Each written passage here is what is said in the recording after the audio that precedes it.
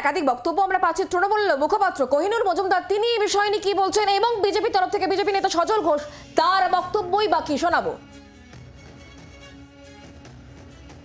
একটা জিনিস তো এটা মানতে হবে যে এটা কেন্দ্রীয় সরকার শাসিত বিশ্ববিদ্যালয় ইনস্টিটিউশন এবং তার এন্টায়ার সিকিউরিটি, তার রক্ষণাবেক্ষণ থেকে শুরু করে সার্ভিলেন্স থেকে শুরু করে অ্যাডমিনিস্ট্রেশন সবটাই কেন্দ্রীয় সরকারের। এবং ইনস্টিটিউশনের মধ্যে পুলিশের কোনো ঢোকার অধিকার নেই, এখতিয়ারও নেই। একটি বাইরের তরুণী তিনি ঢুকতে পারলেন, রেজিস্টারে সই হলো না, তিনি বয়েজ হোস্টেলে অবলীর একভাবে ঢুকে পড়লেন, কেউ দেখতে এবং তারপর তাকে ধর্ষণ করল। আমার মনে হয় আইআইএম জোকাতকে উত্তর দিতেই হবে এবং কেন্দ্রীয় সরকারকে উত্তর দিতে হবে। এটা দেখিয়ে দিল যে কেন্দ্রীয় সরকার শাসিত বিশ্ববিদ্যালয়গুলোর মধ্যে কোনো নিরাপত্তা নেই। এটা আমরা বেনারস হিন্দু ইউনিভার্সিটির ক্ষেত্রেও দেখেছিলাম, এটাও দেখলাম।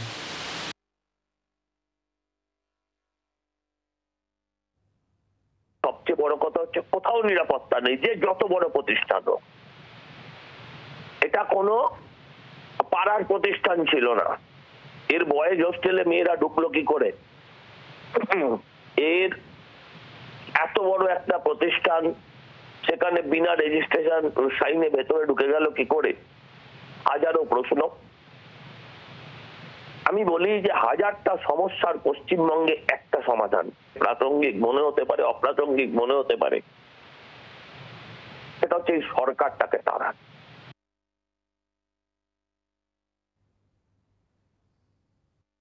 পুলিশের উচিত সম্পূর্ণ ইনভেস্টিগেশন করা। তার কারণ এরকম একটা প্রিমিয়ার ইনস্টিটিউটে ধর্ষণ হচ্ছে, তার মানে নিরাপত্তার অভাব শুধু নয়, চরম গাফিলতি। এবং কারা কারা এর পেছনে রয়েছে, এই গাফিলতির পেছনে কারা কারা রয়েছে তার কারণ আমি শুরুতেই বলছি। আমরা যখন রাস্তা দিয়ে যাই তখন গর্ববোধ হয়, এখন যখন রাস্তা দিয়ে এলাম শুনলাম ধর্ষণ হয়েছে, আমরা দেখতে এলাম কি অবস্থা। আজকে কর্তৃপক্ষ দেখা করছে না আমাদের সাথে, গেট ধরে আটকে রেখে দিয়েছে এখানে। আমরা তো এখানে জোর জবস্তি করে ঢুকতে আসিনি, আমরা তাদের সাথে কথা বলতে এসেছি। সেই কথা বলার অধিকারটুকু এরা দিচ্ছেন না, তার কারণ ওরা এখান থেকেই বোঝা যায় যে গাফিলতিতে ভর্তি। খুব পরিষ্কার, ডাল মে কুছ কালা নেই, ডালই পুরা কালা है। বাংলার আওয়াজ, বাঙালির আবেগ, জি 24 ঘন্টা।